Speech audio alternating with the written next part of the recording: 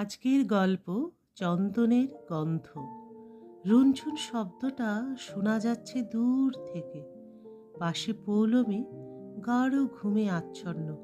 শোভন আস্তে করে ঠেলে বলল, এই শুনছ? ওঠো না। ঘুম চোখে পৌলমী বলল, কিসের শব্দ? নুপুরের রুনঝুন শব্দ আর হালকা চন্দনের গন্ধ। শোভনের গলাটা কেঁপে কেঁপে যাচ্ছে। চোখ কচলে আদো ঘুমে তাকালো পৌলমী। জড়ানো গলায় বলল, না তো, কই? তোমার মনের ভুল। নাইট ল্যাম্পের আবছা আলোয় যেন রহস্যময় এক পরিবেশ। রাতের অখণ্ড নীরবতা ভেদ করে সে শুনতে পাচ্ছে ওই তো রুনঝুন শব্দ। দূরে কোথাও রাতচরা পাখির তীক্ষ্ণ চিৎকারে চমকে গেল শোভন। সব শব্দগুলো যেন তার কানে বেশ জোরে লাগছে। পালস রেটটা বাড়ছে। এই রাতেও দরদর করে ঘামছে।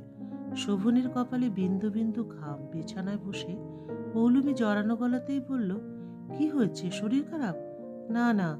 শোভনের হাতটা ধরে ঘুম জড়ানো গলায় সে বলে, চলো ডাক্তারকে ফোন করি। শোভন বিছানা থেকে পা ফেলে নামতে গিয়ে মাথার চুলগুলো খামচে ধরে চিৎকার করে উঠল।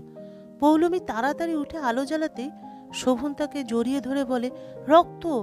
কোথায় রক্ত? নীল পালিশটা পড়ে গিয়েছিল, ভালো করে দেখো। কেন ভয় পাচ্ছ? আমি মলয়কে ফোন করি। প্লিজ মলয়কে বলো না, বিজনেসটায় একটু ঝামেলা চলছে। মলয় ওর কাজটা নিয়েই থাক। মাথাটা খুব ভার হয়ে আছে। বাথরুমে ঢুকে শাওয়ার অন করলো শোভন। ঝরঝর করে ঠান্ডা জল গায়ে পড়ছে তার। টাটকা চন্দনের গন্ধ আর নুপুরের শব্দে বড্ড ভয়। মনে হয় এই মা এসে বলবে, কিরে শুভ? আতঙ্কে চোখটা বন্ধ করতে ভেসে ওঠে অ্যাক্সিডেন্টের পরে মায়ের সেই মৃদু হাসিমাখা রক্তাক্ত দেহটা। পায়ের উপর নুপুরটা তখনও ছিল। মাথার কাছে চন্দনের ধূপটা জ্বালানো। মনে হচ্ছিল মা এখনই উঠেই বলবে, শুভ আয়। ওই অ্যাক্সিডেন্টের পর থেকেই তাড়া করে বেড়ায় এই ভয়টা।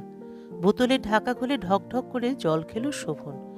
অনেকবার ভুলতে চেয়েছে, সে পারেনি। সকালে পৌলমী উদ্বিগ্ন হয়ে বলল, সাইকোলজিস্টের সাথে নেক্সট অ্যাপয়েন্টমেন্টটা কবে? আগের থেকে কমলেও এখনো তো কষ্ট পাচ্ছ। আজ মায়ের শরীর ভালো নেই, ও বাড়ি যেতেই হবে। মলয়কে বলি না তোমার কাছে থাকুক? এখন একা একা থাকা ঠিক নয়। না না, প্রয়োজন নেই, তুমি যাও। শীতের অলস রোদ্দুর গায়ে মেখে শোভন উত্তরটা দিল। ঘুমটা ভাঙতেই অবাক হলো, চারিদিকে কি অন্ধকার। ফোনটা অন করতে গিয়েই দেখে একটুও চার্জ নেই। হাতড়ে হাতড়ে আলোটা জ্বালাতেই দেখে কারেন্ট নেই। ধুর, ভালো লাগে না। কোনো মতে মোমবাতি জ্বালালো সে। কি চাপচাপ অন্ধকার। মোমবাতির মায়াবী নরম আলোয় ঘরটা ভরে গেছে। মোমবাতির শিখাটা কেমন কেঁপে উঠল না? যা, তার পালস রেটটা বাড়ছে কেন? এ কি, আবার সেই চন্দনের গন্ধ? শব্দটা তো শোনা যাচ্ছে। গন্ধের তীব্রতা বাড়ার সাথে সাথে খুব ভয় লাগছে তার। বড্ড ভয়। গলাটাও শুকিয়ে গেছে। অন্ধকারে চোখটা সয়ে গেছে। কে যেন দাঁড়িয়ে আছে না দরজার কাছে? ভয়টা চেপে ধরেছে তাকে। পরের দিন পৌলমীর আত্মচিৎকারে সকলে এসে দেখেন শোভনবাবুর মৃতদেহ। কেঁদে কেঁদে পৌলমীর চোখ মুখ ফুলে গেছে। সন্ধ্যায় সকালে চলে যাওয়ার পর মলয় পৌলমীর হাত ধরে বলে, আর কোনো বাধা নেই। কাল ডুপ্লিকেট চাবি দিয়ে ঘর খুলে ঘোমটা দিয়ে দাঁড়াই অন্ধকারে। ব্যাস, তাতেই কেল্লাফতে। কিন্তু ও ভয় কেন পেত মলয়? মা আমাকে বেশি ভালোবাসতো, তাই হিংসার চোটে সেদিন গাড়ির ব্রেকটা কেটে দিয়েছিল। আমি যে তার সাক্ষী। গল্পের সমাপ্তি এখানেই।